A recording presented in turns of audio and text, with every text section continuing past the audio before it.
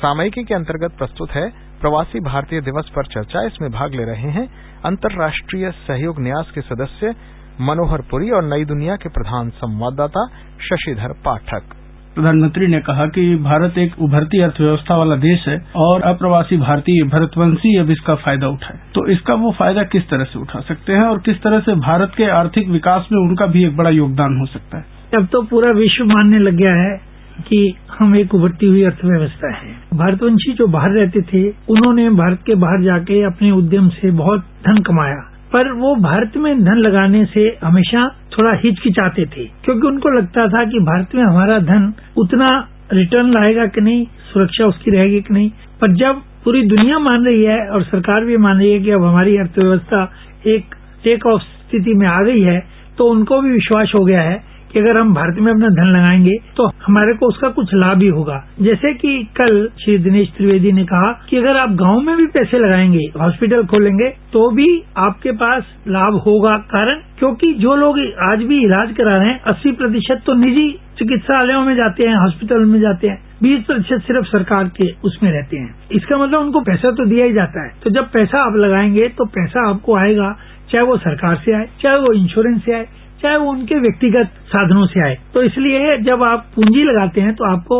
उन्होंने एश्योर किया कि आपकी पूंजी को कोई किसी प्रकार का घाटा नहीं होगा। भारत में उदारवादी नीतियां जब से शुरू हुई और लिबरलाइजेशन का दौर आया, इसके बाद भारत ने इस पर भी सोचा कि वो भारतवंशियों को भी अपने साथ जोड़े और यह प्रक्रिया शुरू हुई प्रवासी भारतीय दिवस की। यह 9वां प्रवासी भारतीय दिवस है। हम इतने सालों से उनके साथ जोड़ने की एक प्रक्रिया की शुरुआत किए। आपको क्या लगता है इस प्रक्रिया से अभी तक कितना बड़ा फायदा हमें उनको जोड़ने से और भारत को आगे वैश्विक स्तर पर अपने आप को फैलाने से या अपनी ग्रोथ को, अपनी छवि को उभारने में मदद मिली है? अभी तक हम ये समझते थे कि जो भारतवंशी बाहर रहते हैं उनका हमारे से एक भावनात्मक संबंध है। अगर आपको ध्यान हो तो बहुत से जो बच्चे जो भारत में पैदा नहीं हुए, वहाँ विदेशों में पैदा हुए, वो अपने माता पिता को कहते थे भारत आपकी जन्मभूमि होगी, हमारी तो पुण्य भूमि है। तो उसका पूरा तरह आपस में एक रिश्ता बन नहीं पाता था। जब से भारत ने उदारीकरण को अपनाया, उनको भी ये लगा कि भावनात्मक, आध्यात्मिक के अतिरिक्त आर्थिक संबंध भी जुड़ सकता है और आज की दुनिया में आर्थिक संबंध सबसे मजबूत संबंध है। तो उसको मानते हुए भारत की तरफ से भी हाथ बढ़ाया गया और उनकी तरफ से भी हाथ बढ़ाया गया और उन्होंने यहाँ आना शुरू किया, यहाँ पर निवेश करना शुरू किया। आज से पहले भारतीय जो अमेरिका में या यूरोप में रहते थे बड़े दब के रहते थे, आपस में बात भी करते थे तो अपने आप को भारतीय कहने से लजा जाते थे। आज वो बड़े गर्व से कहते हैं कि हम भारतीय हैं और हमने ये किया, हमारा देश ये कर रहा है, तो वो भी उस पर गौरवान्वित अनुभव करते हैं। भारतवंशियों की एक बड़ी समस्या थी भारत में उनके जो माता पिता पूर्वज या उनके पूर्वजों की जमीनें या तमाम सारी चीजें थी, उनको कुछ लैंड ऑर्डर और तमाम सारी तरह की समस्याएं थी। मंत्री जी वायला रवि ने खुद माना कि एनआरआई और एडमिनिस्ट्रेशन में एक गैप आज भी है। तो आपको क्या लगता है कि क्या प्रवासी भारतीय दिवस की शुरुआत के बाद से और आज अब उनकी काफी समस्याएं हम दूर कर पाए और हम लोग आपस में बहुत अधिक जुड़ पाए? पहले ये बातें सिर्फ बातें ही थी, उनकी मांग के अनुरूप ही पहली जो सरकार थी उन्होंने इसके लिए एक अलग डिवीजन बनाया था, पर इस सरकार ने इसका अलग से मंत्रालय बनाया है। तो जब पूरा मंत्रालय इस दिशा में काम कर रहा है तो उसके लिए कुछ मोडेलिटीज तय हो रही हैं।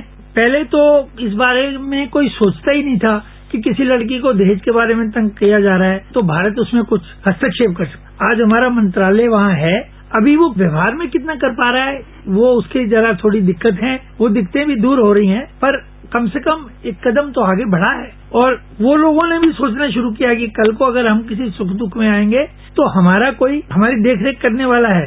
पहले खाड़ी देशों में जो मजदूर जाते थे उनका बहुत शोषण होता था, और वो एम्बेसी में भी जाते थे तो एम्बेसी उनको भगा देती थी। आज एम्बेसी उनको मना नहीं कर सकती क्योंकि हमारा मंत्रालय उसके लिए काम कर रहा है और सरकार की नीति है कि हमको ये करना है। तो इसलिए जो दूतावास है वो उनकी बात को सुनता है, कोई समस्या होती है उसका समाधान भी करता है और नहीं तो कम से कम यहाँ से कुछ न कुछ उनको सहायता देने का प्रयास करता है। यानी आप ये मानते हैं कि जो 25 मिलियन भारतवंशी विदेशों में रह रहे हैं और 1 मिलियन को वोटर राइट भी देश में मिलने जा रहा है, क्या इस वोटिंग राइट से भी एक बहुत बड़ा चेंज आएगा? वो 1 मिलियन नहीं बल्कि 10 मिलियन को वोटिंग राइट मिलेगा, 1 करोड़ के करीब, क्योंकि 2.5 करोड़ के करीब हम विदेशों में हैं। 1 करोड़ वो लोग हैं जिनके पास भारतीय पासपोर्ट, तो उन्हीं को हम दे सकते हैं जो भारतीय पासपोर्ट है। जिसने कहना ही बंद कर दिया कि मैं भारतीय हूँ तो उसको तो वोटिंग राइट मिलेगा नहीं। तो उसका लाभ ये होगा कि उनका अपने देश से जुड़ाव बढ़ेगा। और जो आपने इससे पहले एक प्रश्न उठाया था कि उनके माता पिता, उनकी प्राप्ति, उनकी जो समस्या आती थी, उन समस्याओं को समाधान करने में उनको सहायता मिलेगी। वो भी यहाँ के नागरिक हैं, इसलिए वो अपना और जोर देके, और वो जब अपने दूतावास में भी जाएंगे कि हमारे माता पिता के साथ या हमारी प्रॉपर्टी के साथ ये समस्या है, तो वो उनको मना नहीं कर सकते, क्योंकि वो यहाँ के नागरिक हैं और मताधिकार है उनका। अभी तो उससे मताधिकार करेंगे, कल को उनकी कॉन्स्टिट्यूएंसी भी बनेगी तो वो चुनाव भी लड़ेंगे, वो संसद में भी उनका रिप्रेजेंटेशन आएगा, तो फिर वो अपनी बात संसद में भी उठाएंगे। एक सवाल आपसे युवा पर भी पूछना चाहेंगे, क्योंकि इस बार प्रवासी भारतीय दिवस पर एक थीम यह भी रखी गई है और युवा मुख्य केंद्र में रखा गया है। हम युवाओं को इससे अधिक से अधिक जोड़ना चाहते हैं, जो हमारे भारतवंशी युवा हैं उनको भी जोड़ना चाहते हैं, क्योंकि आने वाला दिन भी उन्हीं का है। तो आपको क्या लगता है, सरकार इसमें कितने सार्थक तरीके से आगे बढ़ पा रही है और इसका कितना अच्छा रिजल्ट हमें आने वाले समय में मिलेगा? असल में इसकी बहुत आवश्यकता थी, क्योंकि जो पुरानी पीढ़ियां थी वो तो भावनात्मक रूप से भारत से जुड़ी हुई थी, पर जो नई पीढ़ी आ रही थी उनमें से बहुत से लोग तो ऐसे जिन्होंने कभी भारत देखा ही नहीं, तो उनके लिए बड़ी समस्या थी। और इसके लिए मैं फिल्म इंडस्ट्री को धन्यवाद देना चाहूंगा कि उन्होंने कम से कम अपनी युवा पीढ़ी को भारत के साथ जोड़ के रखा, भाषा के साथ जोड़ के रखा। तो इसलिए भारत सरकार भी चाहती है, और वहाँ जो युवा हैं उनके जो पेरेंट्स हैं वो चाहते हैं कि हमारे बच्चे भारत से जुड़ के रहें।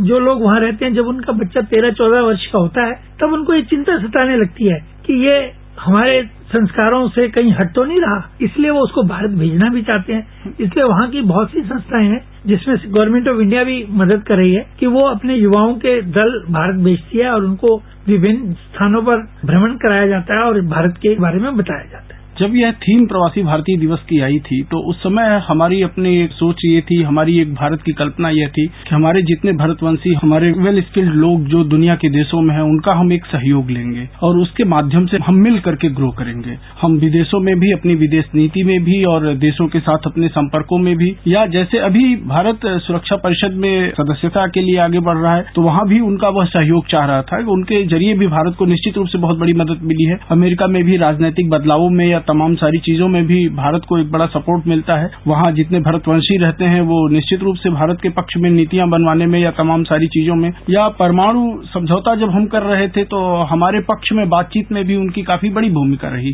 तो अब हम इन सारे दायरे को जोड़ करके देखें कि हम उनसे कुछ सीखना चाह रहे थे, कुछ एजुकेट होना चाह रहे थे और कुछ उनके साथ आगे बढ़ना चाह रहे थे। यहाँ उस लिहाज से क्या हमने कोई एजुकेशन इंस्टीट्यूट, कुछ और ऐसी शैक्षिक व्यवस्था या कुछ ऐसा एक रोड मैप तैयार किया है जिससे हम आने वाले भविष्य में अपने भारतवंशियों के साथ खुद भी जुड़ करके और एक नए सिरे से, नए रास्ते पर, नई दुनिया में नया उजाला फैला सके? देखिए, भारतवंशी को भारत के बाहर तो भेज सकते हैं, पर भारत को उससे बाहर नहीं निकाल सकते। उसके दिमाग में, दिल में हमेशा भारत बसता है, इसलिए वो जब भी जहाँ पर भी होता है वो वहाँ पर भारत के बारे में सोचता है।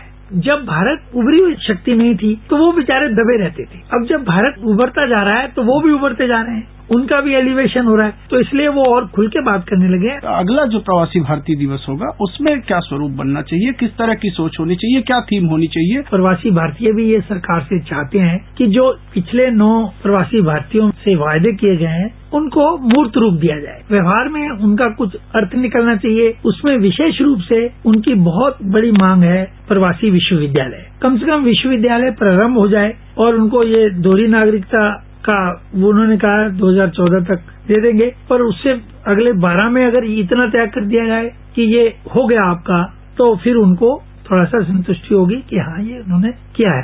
तो ये रूप दिन पर दिन निखरता जाएगा, हर बार निखरेगा। बहुत बहुत धन्यवाद। सामयिकी में अभी आप सुन रहे थे प्रवासी भारतीय दिवस पर चर्चा। इसमें भाग ले रहे थे अंतर्राष्ट्रीय सहयोग न्यास के सदस्य मनोहर पुरी और नई दुनिया के प्रधान संवाददाता शशिधर पाठक। ये कार्यक्रम आकाशवाणी के समाचार सेवा प्रभाग द्वारा प्रस्तुत किया गया।